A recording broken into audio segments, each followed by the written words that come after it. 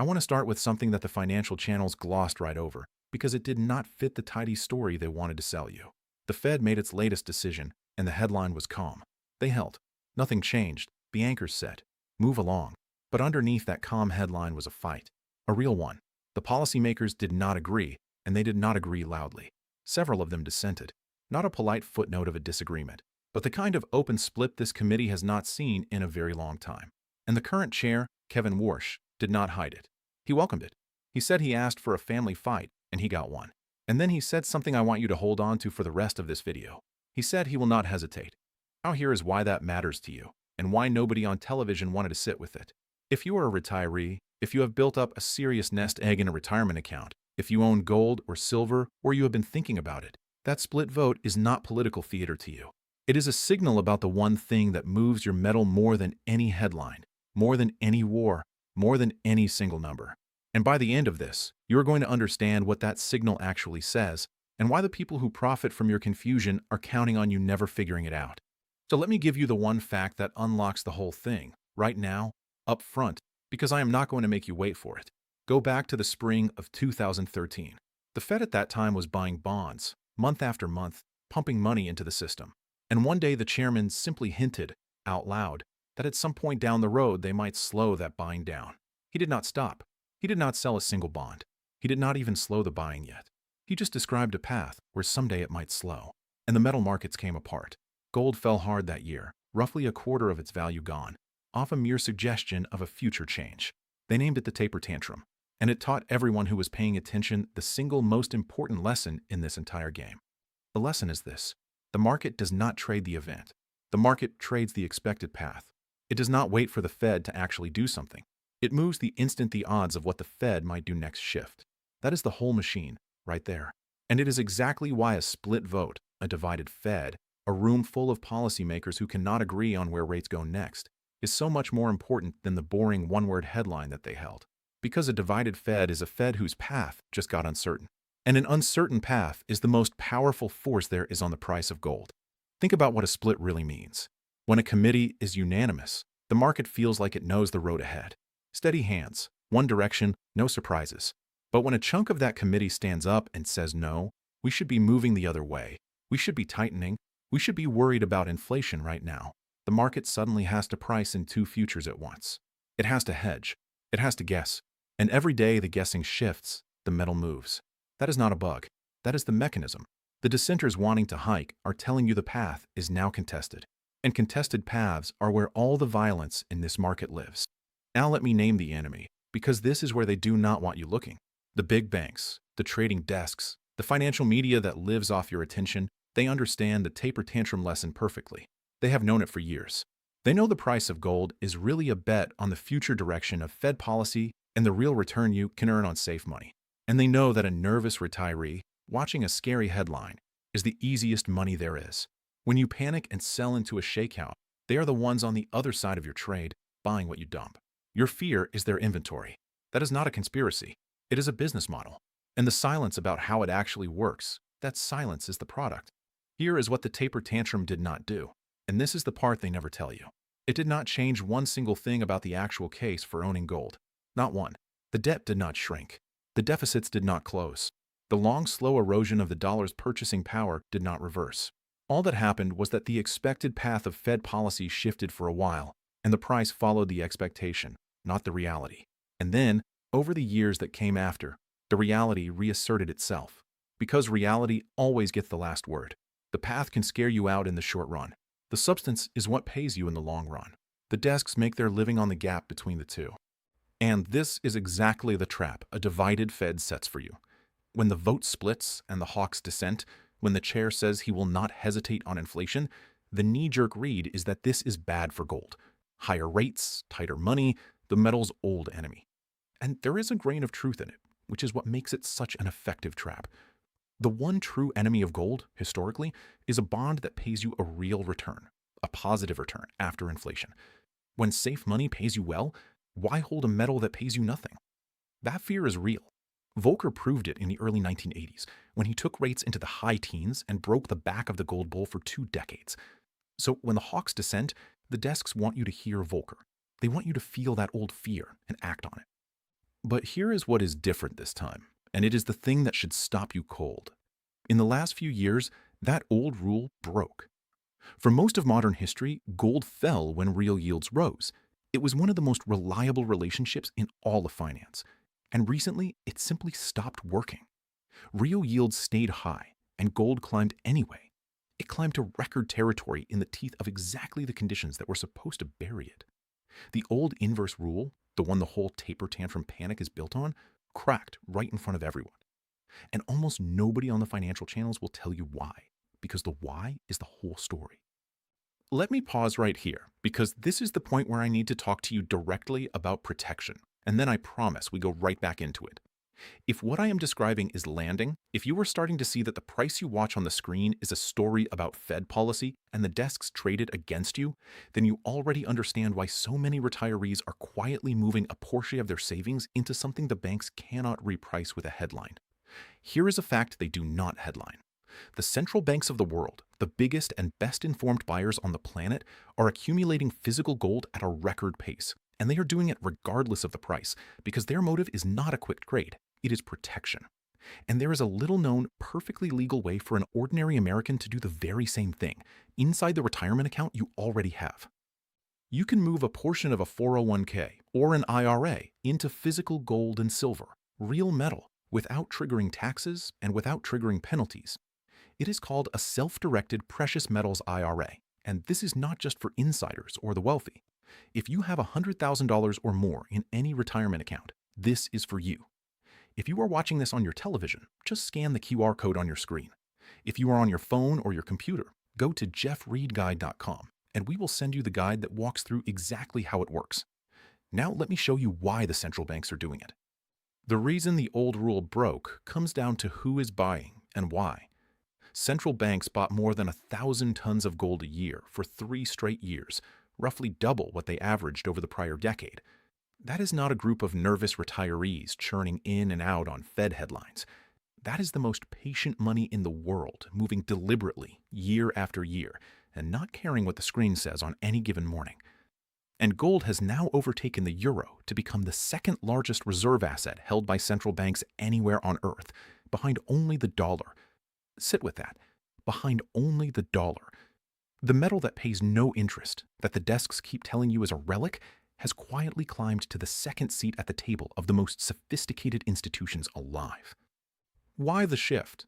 Part of it traces to a moment a few years back when one major power had its foreign reserves frozen by others, effectively overnight with the press of a button. Every central bank on Earth watched it happen and drew the same quiet conclusion. Reserves you hold as somebody else's promise can be switched off. Gold in your own vault cannot be. It has no counterparty. It cannot be frozen from a distance. And so the buying accelerated, not as a trade, but as insurance against a world where the old assumptions about safety no longer hold. That is the reality underneath the price. That is the substance the taper tantrum machine keeps trying to distract you from. Now, here is the midpoint turn, the part that actually changes how you should hear every Fed headline from here on out. The desks want you to react to the event. Held. Split. Hawks dissented. They want you flinching at each one. But you now know the market trades the path, not the event. So ask the real question. What does a divided, hawkish Fed do to the path? It does not resolve it. It widens it. It puts a hike back on the table, and it keeps a hold in play. And that uncertainty does not go away with one meeting. It lingers. And here is the trap inside the trap. If the hawks are worried about inflation, they are telling you inflation is not dead. And gold, over any horizon that matters, is the asset that protects you from exactly the thing the hawks are afraid of. The very dissent they want you to read as bearish is a committee admitting, out loud, that the inflation fight is not finished. And consider how much the ground has shifted beneath all of it. The scale of government debt now, worldwide, is beyond anything in history, several times the size of the entire world economy. The cost of simply paying the interest on the American debt has climbed to a share of the economy not seen in generations. When the interest bill on the debt gets large enough, the Fed's freedom to keep rates high starts to shrink, whether any policymaker admits it or not. We have been here before, in spirit.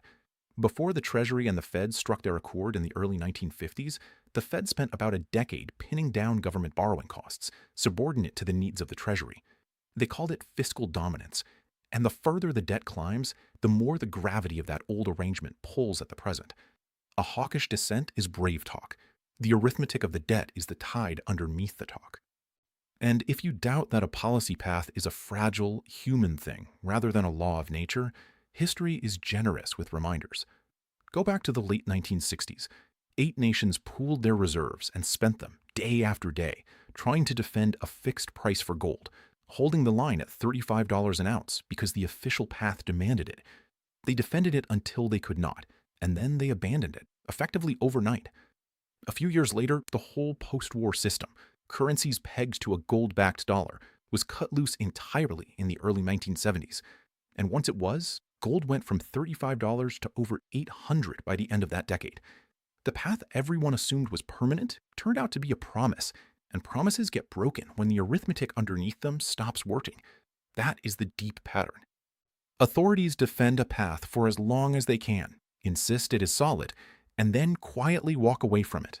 And the people who trusted the promise instead of the metal are the ones left holding the loss. There is an even blunter example. Once, by simple decree, the government revalued the dollar against gold overnight, changing the official price from $20.67 to $35 in a single stroke of a pen, a devaluation of nearly 70%, imposed on everyone whether they liked it or not. No vote you cast, no say you had. The value of what was in your pocket was rewritten while you slept. I am not telling you that is coming. I am telling you it is possible, that it has happened in this country before, and that the only defense against a policy path being rewritten on you is to own something that sits outside the policy. Gold does not have a committee. Silver does not hold a vote. That is the entire point of them. They cannot be split 3 ways and dissented over, because they answer to no chair at all. Let me put a face on this, because it is easy to talk about tons and committees and forget it is about real people at kitchen tables. Picture a man who did everything the responsible way, worked 40 years, saved diligently, built a nest egg, and finally moved a slice of it into gold because he read the same things I am telling you. And then a Fed hint, a scary headline, a taper-style tantrum hits, and his metal drops. And he sits at that kitchen table feeling like a fool, certain he made a mistake, with every anchor on television confirming his fear. That man is who the desks are hunting. Because if he sells right there, into the shakeout, he hands his metal to the very institutions who understand the substance and are happy to buy his panic. The ones who held through the tantrum in that old episode, who understood the path would shift back toward reality, they were made whole and then some. The ones who sold at the bottom locked in the loss forever. Same metal, same event, opposite outcomes. The only difference was who understood the machine. So let me talk to you plainly about what this actually means for your position, because I am not here to sell you a fantasy. This is a case, not a guarantee, and it is not personal financial advice. The volatility is real. Gold can fall, and it can fall hard, on nothing more than a shift in the expected path, exactly the way it did in that taper year. Anyone who tells you it only goes up is lying to you, and you should close the video. But here is the discipline that separates the man who wins from the man at the kitchen table. Own the metal, not a paper promise on it, because a paper claim can be repriced and diluted, while real metal in your name cannot. Size your position so that a shakeout can never force your hand, so you are never the seller at the bottom. And do not sell into the tantrum. The tantrum is the desks trying to shake the tree. Let them shake it. If you are not forced to sell, the shake cannot hurt you. And now here's the part one have been building toward, the part that matters most, and that the mainstream will be the last to understand. Look at who already gets this. The central banks get it. They're buying at a record pace, quietly, deliberately, through every Fed headline and every tantrum, because they trade the substance and ignore the noise. The smart money gets it. But the pension funds, the financial media, the ordinary saver being told to flinch at every split vote, they have not caught on yet. We are not in the moment where this is obvious, and that is precisely why it matters right now. Because by the time it is obvious, by the time gold leads every news segment and every advisor on television is finally recommending it, the easy part will already be behind us. The move that rewards understanding happens before the crowd arrives, not after. And nobody is going to call you and tell you the moment has come. Nobody sends you an invitation. There's no bell that rings. The whole point is to understand it and position for it while it still feels early and calm and uncertain, while the Fed is still split and the headline still says they held and nothing happened. Which brings us all the way back to that split vote, the one nobody wanted to talk about, and what it was really telling you. It was not telling you the Fed is confused. It was telling you the path is contested. The inflation fight is not over, and the old rules that once protected you from owning gold have quietly broken. The chair said he will not hesitate. Neither should you in understanding what that means for what you own. If you watched this whole thing, if you are sitting on $100,000 or more in a retirement account and you want to think it through with a real human being instead of a headline, I put together a free, no-obligation, one-on-one educational web conference for exactly that. Mention that you watched this all the way to the end. And here is the honest why now, with no fake urgency. The window where a decision like this is still calm, still cheap, still fully reversible, is exactly the window when nothing feels urgent at all. That window is open right now, while the crowd is still looking away. Once everyone agrees, the calm part is over. If you are watching on your television, scan the QR code on your screen. If you are on your phone or your computer, go to jeffreedguide.com. Take the calm hour now, so you never have to take the panicked one later, at the kitchen table, with the metal falling and the anchors telling you to sell.